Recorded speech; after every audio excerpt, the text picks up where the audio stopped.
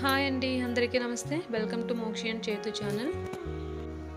Evening టైంలో పిల్లల కోసం స్నాక్స్ ఏం చేయాలని ఆలోచించకుండా ఇంట్లో మిల్ మేకర్ ఉంటే ఒక కప్ మిల్ మేకర్ తీసుకొని ఈ విధంగా రెసిపీ ప్రిపేర్ చేసి పెట్టండి. పిల్లలు దీన్ని చాలా ఎంజాయ్ చేస్తూ తింటారు. ఇంకా చాలా లైట్గా ఉంటుందండి. ఇంకా ఆరోగ్యానికి కూడా చాలా మంచిది. మిల్ మేకర్లో చాలా వరకు ప్రోటీన్స్ ఉంటాయి.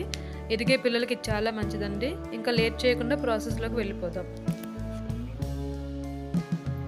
ముందుగా ఒక కప్పు మిల్ మేకర్ని వేడి నీటిలో వేసి నానబెట్టుకోవాలి.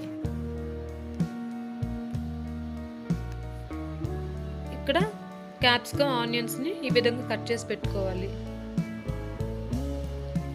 వీడియోలో చూపించే విధంగా ఇలా ఆనియన్స్ని క్యాప్సికమ్ పెటల్స్లో కట్ చేసి పెట్టుకోవాలి.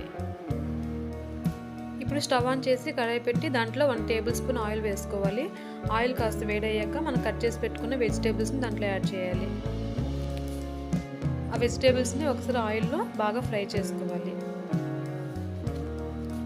ఇప్పుడు దాంట్లోకి 2 గ్రీన్ చిల్లీ, కొద్దిగా కరివేపాకు వేసుకొని బాగా ఫ్రై చేసుకోవాలి. కొద్దిగా ఉప్పు, పసుపు వేసి అంతటినీ బాగా కలిపి వీటిని ఒక 2 నిమిషాల వరకు మగ్గనివ్వాలి. ఇప్పుడు మనం ఈ మిల్ మేకర్స్ని ఇలా స్క్వీజ్ చేసి సెపరేట్గా పెట్టుకోవాలి.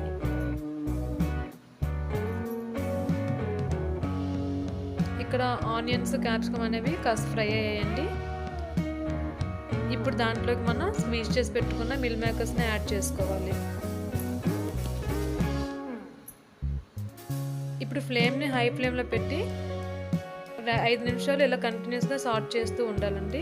అప్పుడు మిల్ మేకర్ పైన లేయర్ అనేది కొద్దిగా క్రంచీగా రెడీ అవుతుంది. ఒక 2 మినిట్స్ క్యాప్ పెట్టి మళ్ళీ ఉడికించుకోవాలి.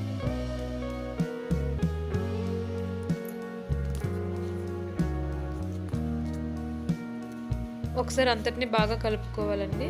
ఇప్పుడు దాంట్లోకి టమాటో సాస్ 1 స్పూన్ వరకు వేసుకోవాలి. రెడ్ చిల్లీ సాస్ 1/2 స్పూన్ వేసుకుంటున్నానండి. నేను అక్కడ గ్రీన్ చిల్లీ వేసాను, అందుకే ఇక్కడ 1/2 స్పూన్ వేసుకుంటున్నాను. సోయా సాస్ 1/2 స్పూన్ వేసుకుంటున్నాను. ఒకసారి అంతటిని బాగా కలుపుకోవాలి. హై ఫ్లేమ్లో పెట్టి ఇలా కంటిన్యూస్గా సాట్ చేస్తూ ఉండాలి.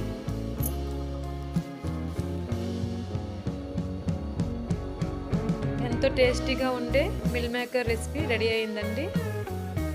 పిల్లలకు పెట్టండి, చాలా ఇష్టంగా తింటారు. హెల్తీగా కూడా ఉంటుంది. మీకు నా రెసిపీ నచ్చినట్లయితే please like, share and subscribe to my channel. Thank you.